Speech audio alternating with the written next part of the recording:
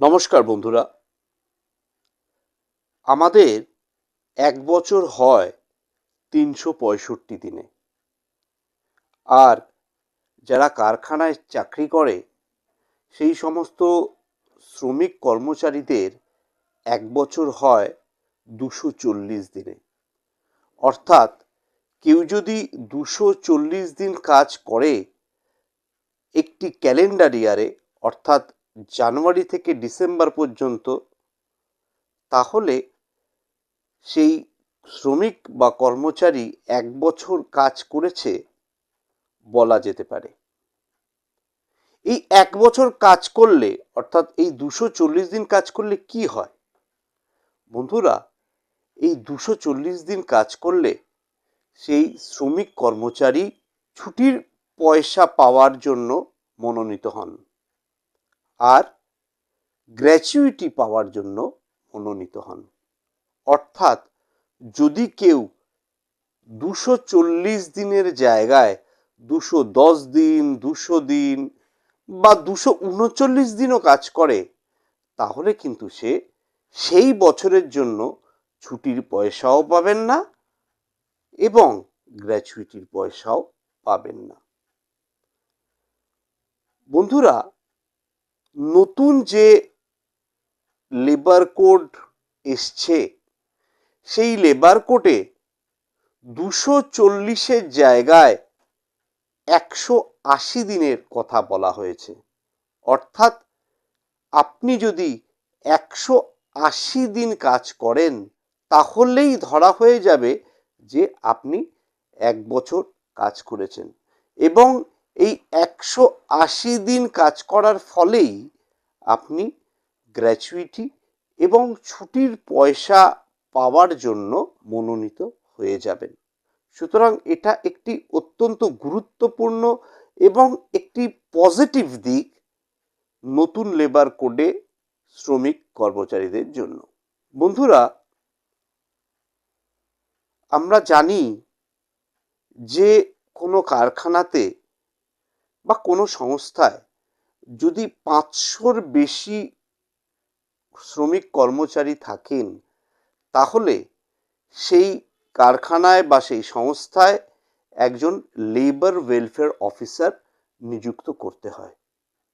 তারা শ্রমিক কর্মচারীদের যে সমস্ত ওয়েলফেয়ার স্কিম আছে সেই ওয়েলফেয়ার স্কিমগুলো দেখাশোনা করেন। বন্ধুরা, নতুন লেবার কোডে এই ৫০০ জনের সংখ্যাটা কমে ২৫০ জন করা হয়েছে। অর্থাৎ এখন কোনো সংস্থায় যদি ২৫০ জন কাজ করেন তাহলেই একজন লেবার ওয়েলফেয়ার অফিসার নিযুক্ত করতে হবে। এছাড়াও সেফটি অফিসারের ক্ষেত্রে ১০০০ জনের সংখ্যাটা কমিয়ে ৫০০ জন করা হয়েছে। অর্থাৎ ৫০০ জন কাজ করলেই সেই সংস্থায় একজন সেফটি অফিসার রাখা বাধ্যতামূলক করা হয়েছে। সুতরাং বন্ধুরা, এই নতুন লেবার কোডের ফলে একটা জিনিস পরিষ্কার হচ্ছে যে এমপ্লয়মেন্ট অপরচুনিটি কিন্তু অনেক বেড়ে যাবে। বন্ধুরা, আমরা দেখেছি যে ওয়েলফেয়ার মেজার্স হিসেবে বিভিন্ন কারখানা বা বিভিন্ন সংস্থায় ক্যান্টিন চালু আছে। অর্থাৎ সেখানে সাবসিডাইজ রেটে খাবার পরিবেশন করা হয়। এই ক্যান্টিনের জন্য বন্ধুরা আগে ২৫০ জন যদি শ্রমিক কর্মচারী থাকতেন তাহলেই ক্যান্টিন চালু করার বাধ্যতামূলক ছিল।